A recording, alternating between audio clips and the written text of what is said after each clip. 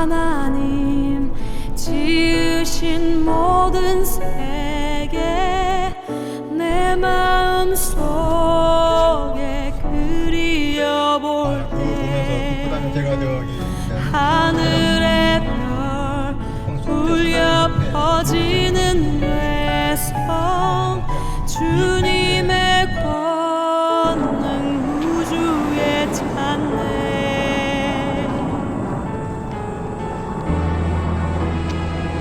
시평의병 높고 위대하시니 내 영혼이 찬양하네. 주님의 높고 위대하시니 내 영혼이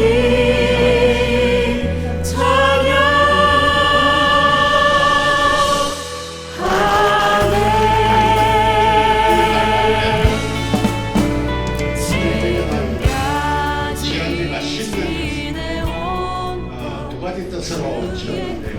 하나는 집행어병, 하나는 집행이 전통입니다. 집행어병은 간단하게 말씀드리면은 고한말에 우리나라 고종임금 때 일본이 일제가 우리나라에 들어와서 명성황후를 시해하고 명성황후 민비라고 합니다. 고종비를 시해하고 단발력 머리를 짧게 깎아라. 옛날에 우리 조상들은 머리를 길게 하고 다녔거든요.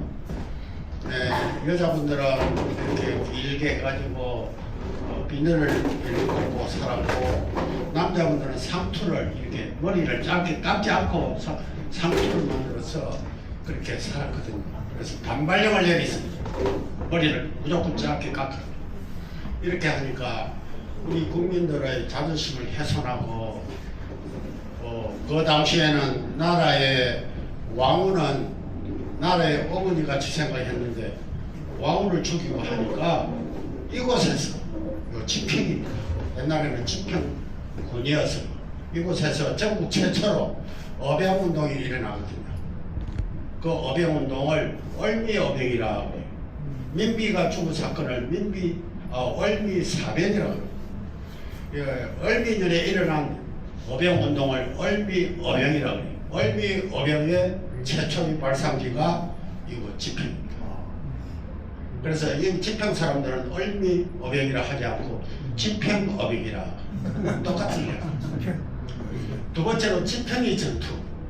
여러분 집행의 전투 들어보러 오셨잖아요. 이 집행의 전투는 6.25 전쟁 때, 여러분 6.25 전쟁 잘 아시잖아요. 그 6.25 전쟁 이듬해 6.25 전쟁은 1950년에 일어났는데 1951년에 여기에 집행에 미 이사단 23년대와 그 배수대 프랑스 대대가 있어요. 이렇게 연대가 있어요. 미군과 프랑스는 이렇게 연대가 주둔해 있었는데 주의 부대가 철수를 해버렸어요. 그래서 중공군 3개 사단에 완전히 포위를 당했어요. 그래서 3일 동안 전투를 했습니다. 우리는 1개 연대, 적군은 3개 사람 5만 명, 10대나 맞는 적군을 만나서 그것도 포위되었는데 3일 동안 전투를 했는데 방어에 성공한 전투지입니다. 예. 그래서 이 전투지가 유명한데 우리 6.25 참전 용사들이 여기 아무 기념관도 없고 그래가지고 기념관을 지어달라고 양평군청과 보훈처에 부탁을 했어. 오래오래 몇 년 수고를 하다가 결국에 10년 전에 이렇게 기념관을 짓게 되었습니다. 그러면 집행위 전투에 대한 자세한 내용을 여러분 앉았다 섰다 뭐 걸어갔다 이러면 좀 복잡하니까 여기에서 설명을 해드릴까요? 네. 집행위 전투는 아까 이야기한 대로 우리 아군이 1개 연대 미 이사단이 23년도와 그 프랑스 대대가 주둔해 있었는데 뒤에 중공군이 포위를 해서 3일 동안 전투를 했다고 그러죠. 첫째 날 저들이 산 위에서 내려다보고 이제 전투를 시작해야 되니까 조명탄을 쏘고 이렇게 해서 첫째 날이 탐색전을 하게 됩니다. 둘째 날 중공군이 그렇게 뭐 있는데도 이게 우리가 둘러싸 있는데도 8군 사령관이 미 8군 사령관 리치웨이라는 분이 계셨어요. 그 리치웨이가 Remain at 지평 미국 사람이니까 영어를 해요. Remain 남아라 at 지평리 지평리에 남아라. 다시 말하면 지평리를 사수하라. 누구 보고? 연대장 보고 명령을 내립니다.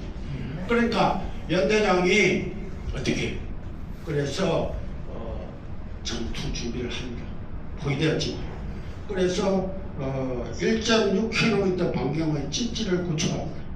여기 가면 지평리가 있습니다. 진지를 구축하는데 철조망을 2겹으로 쳐요. 그리고 홀을 파요. 그리고 지뢰를 매설해요. 동그랗게. 그래놓고 준비를 합니다. 근데 첫째 날 조명탄을 쏘면서 중공군 5만 명이 탐색을 합니다. 둘째 날 2월 14일에 중공군이 피리와 땡가리와 나팔을 불면서 그걸 신호로 해서 온 사방에서 가운데를 향해서 공격을 해봅니다. 우리도 준비되어 있었습니다. 그래서 우리는 M1으로 기관총으로 저들을 공격합니다. 그리고 요 지평 옆에 가면 여주, 이천, 곡수 이런 데가 있습니다. 여기에 있는 탱크 23대가 들어오게 됩니다. 물론 들어올 때 저항이 세죠. 그런데 탱크가 들어옵니다. 그리고 8군 사령관이니까 저 동해 바다에 있는 전투기, 항공모함에 있는 전투기를 명령을 내려서 전투기가 날아옵니다. F-15, F-4U 말하자면 제트 전투기와 프로펠러 전투기가 날아옵니다. 날아와서 산 위에서 내려오는 중공군을 공격을 합니다. 그래서 2월 14일, 15일은 이 지평역 완전히 뿔받아가지고 중공군이 아무리 숫자가 10배나 많지만 우리 유엔군의 그 화력이라고 해요. 탱크나 비행기가 포탄을 퍼오는 화력이라고 해요. 이 화력이 너무 강한 거예요. 조명탄을 밤에 전쟁을 하지 않습니다. 밤에 조명탄을 쏘는 것은 비행기가 쳐가면 소리를 하고 내려다보고 두 번째는 큰 포탄을 내리보니까 중공군이 또 갈 때가 바람이 오면 휙 잡아주시지. 중공군이 한 번에 포탄을 보면 한 번에 수백 명이 전사합니다. 그래서 이게 지평 전투의 첫째 날, 둘째 날 전사자가 저 아래에 있는데 4,946명, 5,000명 가까이. 전사자가 5,000명 가까이 되면요, 부상자는 그보다 더 많습니다. 숫자가 안 나가있습니다. 아무리 5만 명, 10배나 많은 중공군이 있으면 이렇게 막강한 우리 하력의 저들이 붙잡을 못하는 거예요. 전투를 계속할 수가 없는 거예요. 그래서 16일 넷째 날에는 저들이 철군을 합니다. 왜 철군을 하는가 자세히 봤더니 전사자, 부상자가 많이 생기죠. 그리고 보급로가 차단됩니다. 군인들은요 식량이 들어와야 돼. 무기가 들어와야 계속 전투를 할 수가 있습니다. 그게 보급로가 차단되고 통신망이 좀 연락을 하면서 전투를 하는 거예요. 그래도 통신망이 두절되고 전사자가 많이 생기지, 부상자가 생기지, 보급로가 차단되지, 통신망이 두절되지. 중공군 사령관 컴퓨터 하이가 도저히 전투를 할 수가 없어가지고 중국 워택동한테 연락을 했더니 그렇게 하라, 후퇴하라. 그래서 16일 새벽에 전투가 끝납니다. 그래서 중공군이 이 지평역을 내려왔을 때 여기에 한 번도 후퇴한 적이 없었습니다. 여러분 잘 아시죠? 중공군 어떻게 왔는지. 그럼 중공군이 어떻게 왔는지를 이야기를 하겠습니다. 6.25 전쟁은 1950년 6월 20일 일요일 새벽 4시에 북한군이 38선을 선전포도 없이 침략해 내려옵니다. 3일 만에 서울이 함락되고요. 한 달 만에 낙동강까지 내려갑니다. 여러분 낙동 아시죠? 부산 중에 낙동. 근데 이거 어떡합니까? 우리나라가 북한군의 점령석에 다 들어갈 무렵 한편 국제연합에서 유엔이라고 해요. 국제연합에서 안전보장이사회를 열고 북한을 침략자다, 침략국가다, 국제법규를 위반하는 나라다. 그러니까 유엔군을 보내야 된다. 이렇게 결정을 하고 유엔군이 우리나라에 들어옵니다. 그래서 인천 상륙작전을 먼저 합니다. 1950년 9월 10일 메가더 원수가 우리 한반도의 허리를 잘라서 인천으로 들어와서 서울을 수복합니다. 탈환합니다. 그리고 남쪽에서 아까 낙동강까지 내려갔다고 했습니다. 그 남쪽에서 우리 외국어 국군이 반격을 해 올라갑니다. 그런데 저 안다고 도망까지 올라왔습니다.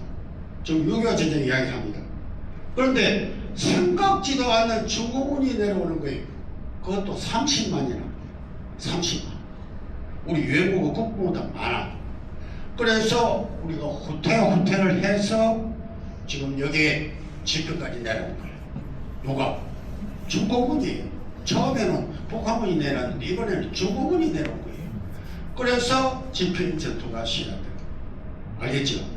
그래서 이 지평인데 아까 말씀드린 대로 3일 동안 전투를 했는데 마무리에 성공한 것이다. 이렇게 말씀드릴 수가 있습니다.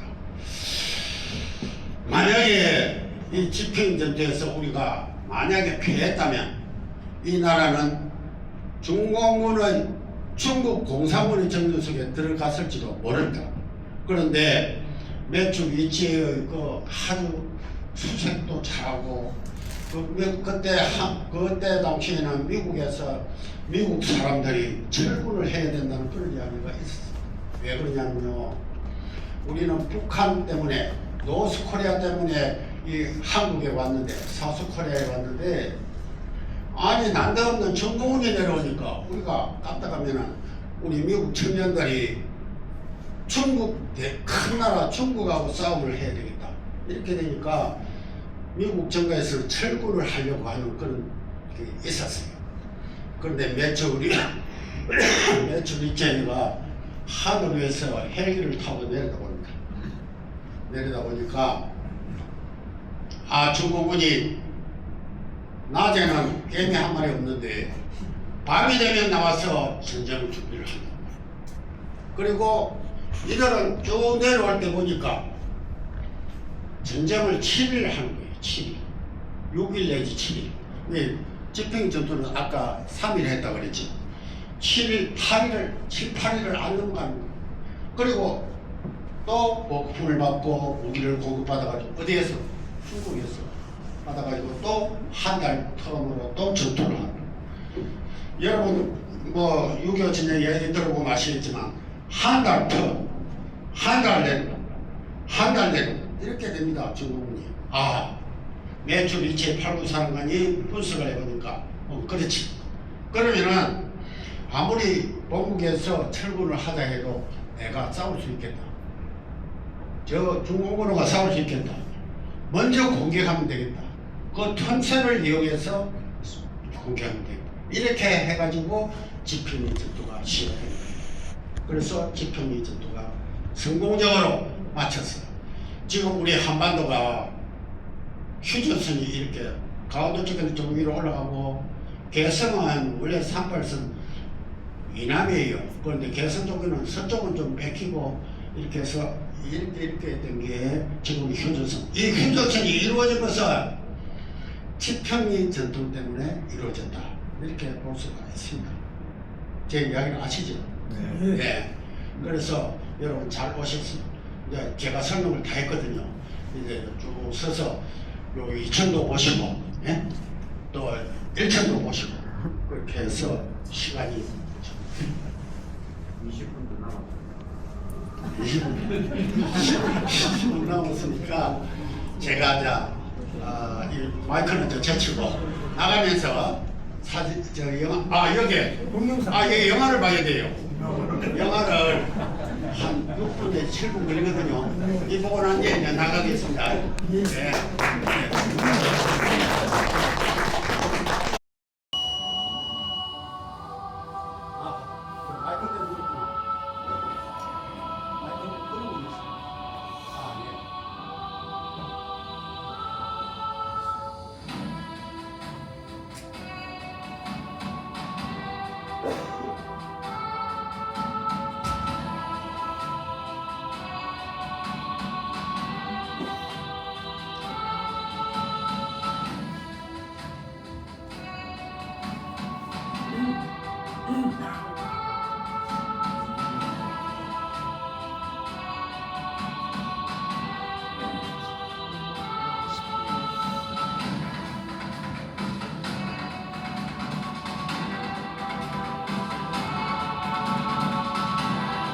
우리는 전쟁의 잔인함에서 인간의 실존을 처절하게 깨닫는다. 1951년 2월 13일 지륵 같은 밤 지평리 겨울은 혹독했다. 주위는 뼛속까지 파고들었다. 중공군의 조명탄 불빛은 섬뜩했고 이내 전술은 상상만 해도 공포를 더했다.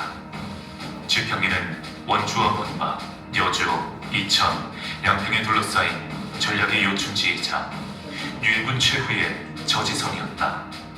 자신들의 나라를 떠나 이국 땅에서 벌이고 있는 대리전, 누리려는 자와 막으려는 자 사이에 팽팽한 긴장감은 피를 말렸다. 먼저 도착한 것은 중공군의 피리 소리와 꽹과리 소리였다. 쓰나미처럼 밀려온 중공군은 모든 것을 삼켜버릴 기세였다. 피리와 꽹과리의 무력화함은 유엔군 사이렌 소리에 변형당했고 몸을 무기로 삼았던 중공군의 심리도 흔들리기 시작했다. 적의 균열을 노린 유엔군의 화력은 지배했다.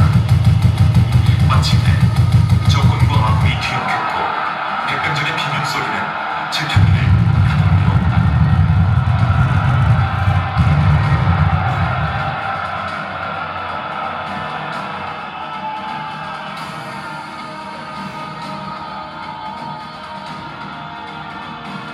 착검된 총은 예리했고 땅바닥에 선율이 낭자했다.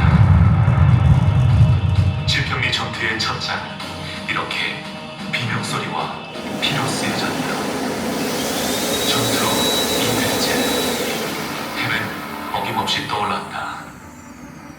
그나마 유인군이 힘의 균형을 유지할 수 있었던 것은 제공권과 화력, 전투 식량이었다. 낮 12시 미 8군 사령관 리즈웨이 장군을 태운 헬기 소리가 급박하게 연대 본부를 흔들었다. 전날 전투에서 부상당한 연대장 프리먼 대령에게 한마디 위로의 말도 없이 그에게 내린 명령은 비장했다. 하루만 더 버텨주시오. 중공군은 세계선한 병력을 추가로 투입했다. 이내 전술의 파고는 전날보다 높았고 유엔군의 방어능 역시 더 견고했다.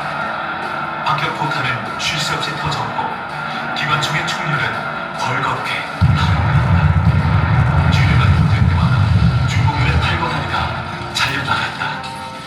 시상시에 한마디로 지평리는 시체의 산이었고 죽음의 바다였다.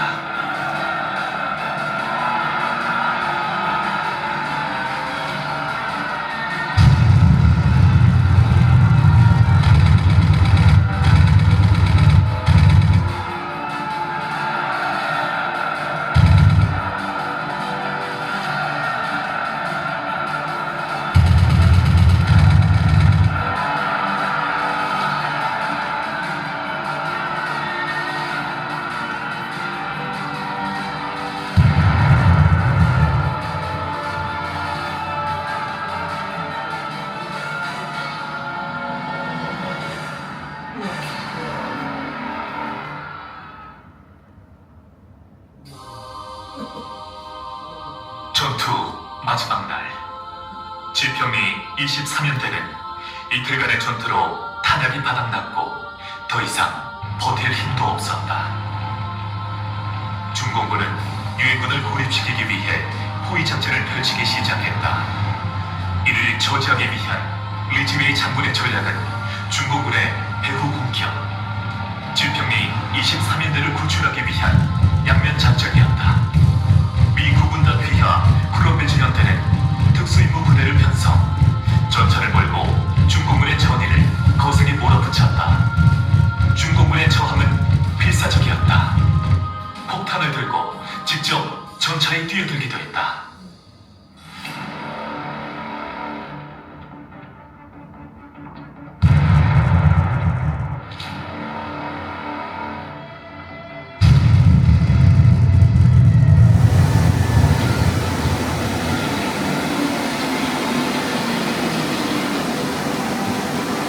크롬베즈 특수부대와 함께 펼친 양면 공격은 역으로 중공군을 포위하는 형국이었다. 마침내 중공군의 중앙이 대나무처럼 쪼개지기 시작했다. 한마디로 파적지세. 전위 부대와 후위 부대가 만나는 순간 지평리 연결 전쟁은 성공적으로 끝났다. 전쟁은 결과와 상관없이 공포와 죽음을 남긴다. 인류 역사 5600년 동안 14600번의 전쟁이 일어났다. 갈갈이 찢긴 대지, 선열이 남지 않은 땅, 파괴된 전차 잔해, 5000여 구의 시체가 뒤엉킨 아수라장을 보면서 우리는 묻는다. 과연 평화란 무엇인가? 전쟁의 부재가 평화라면 평화는 언제 터질지 모를 전쟁을 위해 잠시 숨을 고르는 시간이다.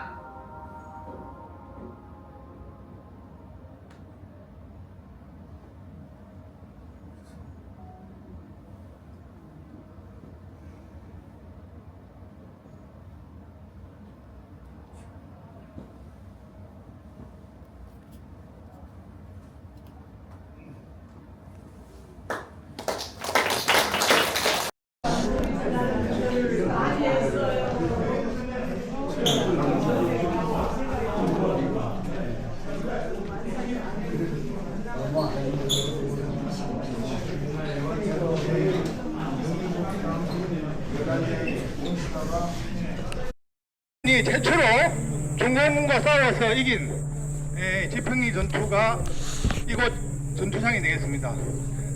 그때뿐만 아니라 6.25 때 저희들 대한민국을 사수하기 위해서 열심히 목숨 걸고 싸우신 그런 분들을 위해서 먼저 거수경례로 인사를 하고 그 다음 묵념을 올리겠습니다. 자, 일동 차렷!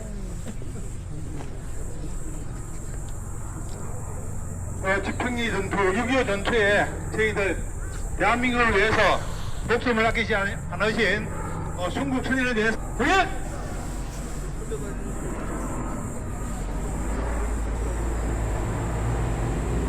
바로 다음 참배하겠습니다.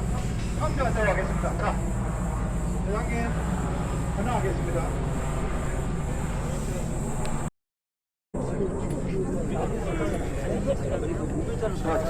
차렷, 일동, 공연!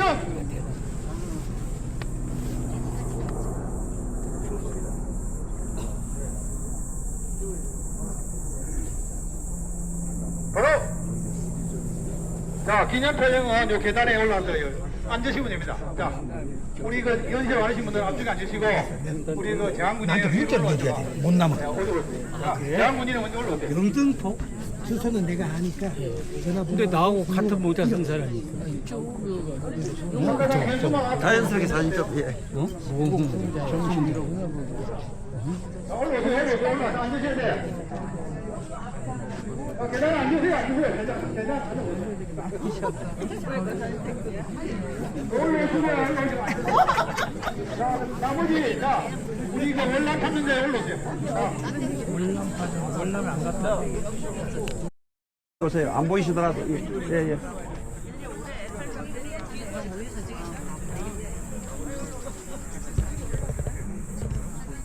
중국 선열들에게 일동!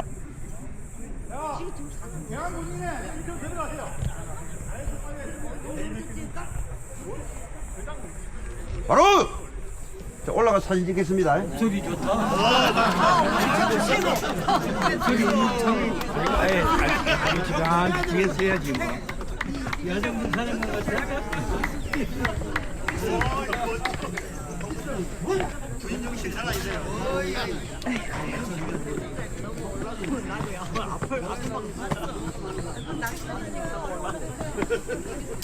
제병.